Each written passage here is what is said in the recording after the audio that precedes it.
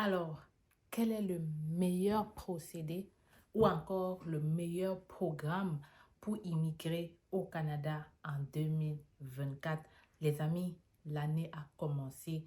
J'espère que vous avez déjà traversé le temps des fêtes, que vous êtes prêts à entamer 2024 avec moi. Reste dans ce côté parce qu'une fois de plus, je vais te dévoiler ce qu'on ne dit pas.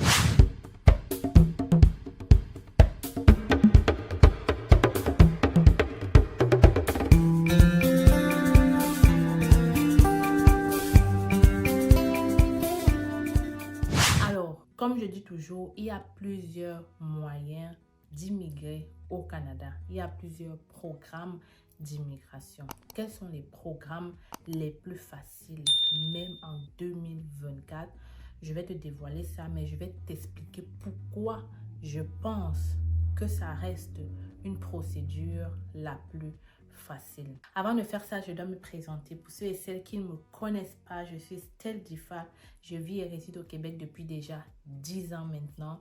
Je suis arrivée comme étudiante. Aujourd'hui, je suis résidente permanente. À travers ma chaîne, j'ai permis à plusieurs personnes d'immigrer au Canada. J'ai donc sorti des guides ou encore des formations. Ce sont des vidéos courtes, rapides et enrichissantes qui te permettent de faire ta procédure d'immigration toi-même. Les amis, si tu veux être comme cette personne-ci ou comme celle-là, ce sont tous des personnes qui ont cru en nous, qui ont pris notre formation étudiante, qui ont réussi à avoir des bourses d'études, mais aussi leur visa par eux-mêmes à moindre coût. Si tu veux donc être comme eux, je laisse le lien de ces formations-là dans la description ou alors tu me contactes par email hello@cfacile.com et je me ferai un plaisir de te répondre. Prends aussi le temps de défiler dans notre site. À part le guide et la formation étudiante, nous avons une formation travailleur et plusieurs autres services qu'on peut élaborer pour toi afin que tu puisses immigrer au Canada en 2024. Alors les amis, la meilleure procédure en termes de temps, en termes d'argent pour entrer au Canada rapidement, ça reste la procédure du permis de travail fermé. Oui, pour plusieurs raisons. Je vais les élaborer terre à terre. La première raison pourquoi je pense que c'est la plus facile, c'est premièrement, je l'ai dit au début, en termes de temps et en termes de coût.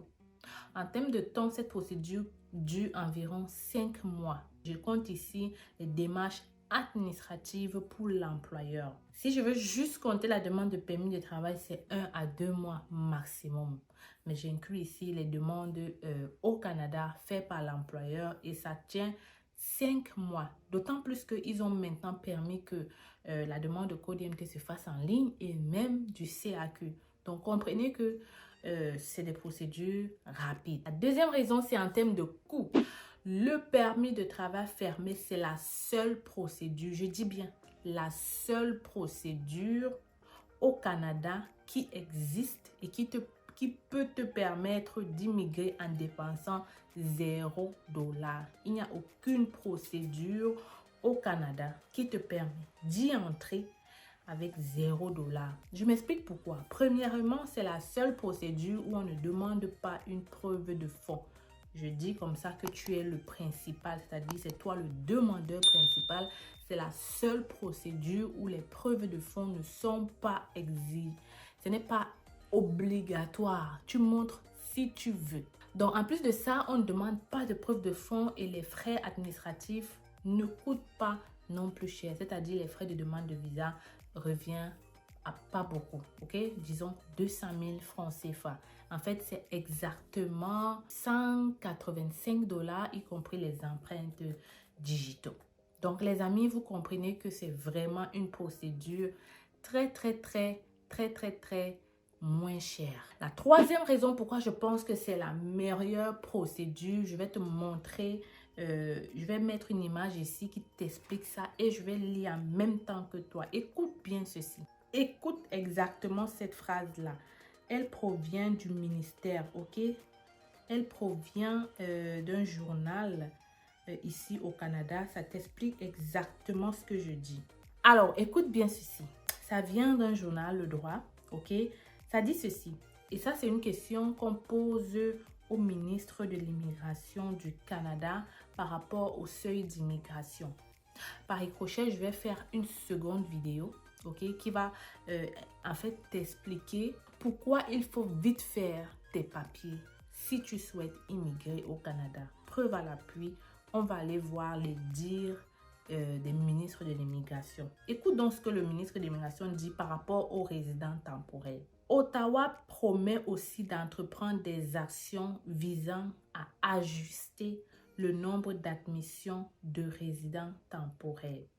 Nous sommes un pays qui est devenu plutôt dépendant aux travailleurs étrangers temporaires, avec certains effets pervers, a-t-il dit, en faisant référence à des cas de salaire insuffisants et d'abus dans le secteur agricole.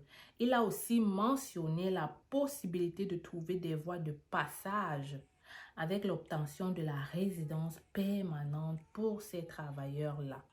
Alors, je vais continuer parce que c'est intéressant. Les Canadiens nous ont dit qu'on a besoin de certains travailleurs dans certains domaines. Il va falloir remédier, puis remodeler nos politiques publiques, puis de les avoir plus tissées sur mesure sur les demandes des industries, des employeurs, des syndicats, des agriculteurs, a dit le ministre de l'Immigration. Voilà exactement ce qu'il a dit. Je veux que vous reteniez cette phrase. Nous sommes un pays qui est devenu plutôt dépendant aux travailleurs étrangers temporaires. La phrase est claire. Donc, s'il y a une procédure avec laquelle le gouvernement du Canada ne peut pas blaguer ou badigeonner, c'est la procédure de résidents temporaires, plus précisément les travailleurs étrangers temporaires. Parce que vous l'avez bien compris, nous sommes dépendants de ces travailleurs. L'économie du Canada en dépend. Les employeurs en ont besoin.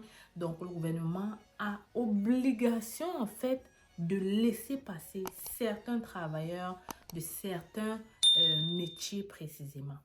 Du moins, ça reste la procédure qu'on attend.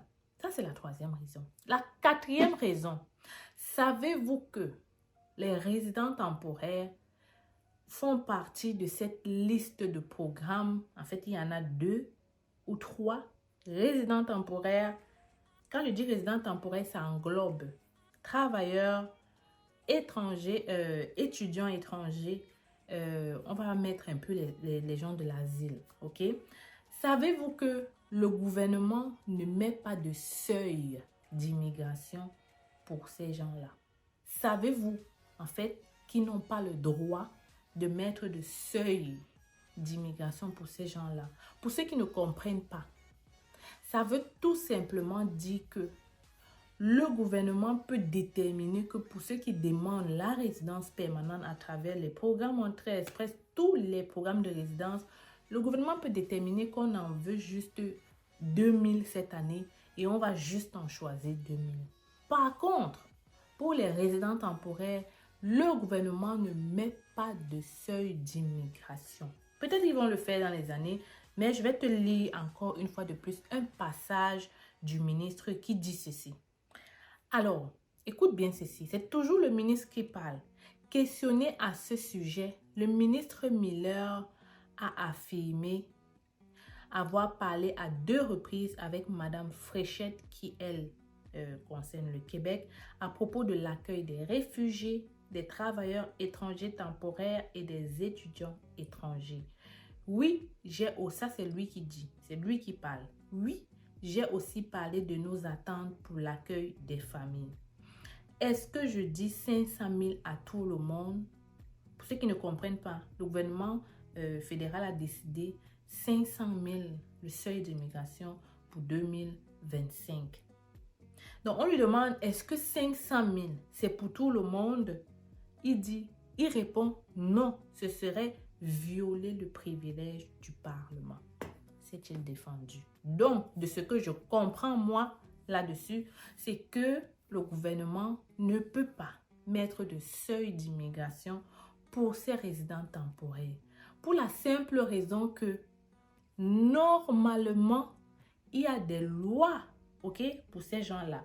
Et si normalement tu fais les procédures telles qu'il faut, et que tu as les preuves, tu devrais avoir ton visa sans faute.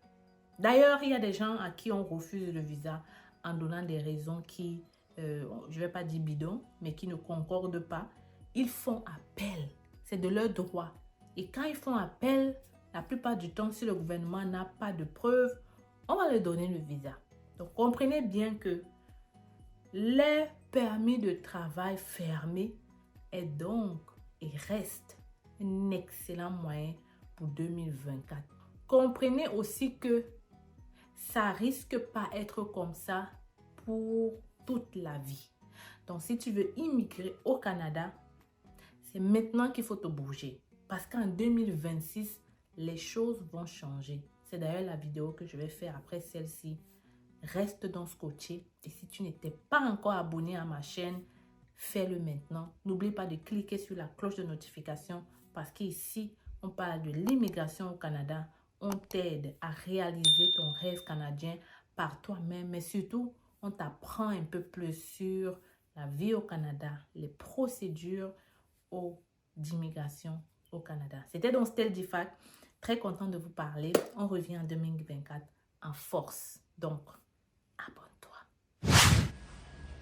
Alors, les futurs Canadiens, j'espère que vous allez très bien. Aujourd'hui, je vous présente notre cabinet. C'est facile, recrutement et conseil. Oui, les amis, je suis au Cameroun. Je suis là pour répondre à tous vos besoins d'immigration sur le Canada. Nous offrons plusieurs services, permis d'études, visa visiteur, résidence permanente et bien d'autres encore. Et le plus important, c'est que en ce moment, nous sommes en rabais de 20% sur le permis d'études. Alors voilà la grosse nouvelle que je comptais partager avec toi aujourd'hui. Ne perds donc pas le temps. Viens nous rencontrer en agence si tu veux pouvoir réaliser ton rêve canadien d'étudier au Canada. Les gens ont souvent dit qu'étudier au Canada, ça prend du temps. Ça prend de l'argent plutôt, ok? Les gens pensent souvent qu'étudier au Canada, ça demande d'être riche. Ici à l'agence, on évalue ton profil et on cherche des écoles qui vont pouvoir t'admettre rapidement, mais aussi des formations courtes à moins cher en fait. Donc, si tu veux pouvoir bénéficier de ce rabais, si tu veux pouvoir faire ta demande de bourse d'étudiant, ne perds pas le temps, ok? Ne perds pas le temps parce que les admissions ont déjà commencé dans cette cégep qui offre de multiples bourses. Il faut donc le faire maintenant. Et je suis encore au Cameroun pour quelques jours et j'espère te recevoir ici dans mon cabinet pour un entretien avec moi. Tu communiques avec nous à partir de ce numéro ou cette adresse email et on pourra prendre un rendez-vous avec toi. Viens, je t'amène dans mon bureau.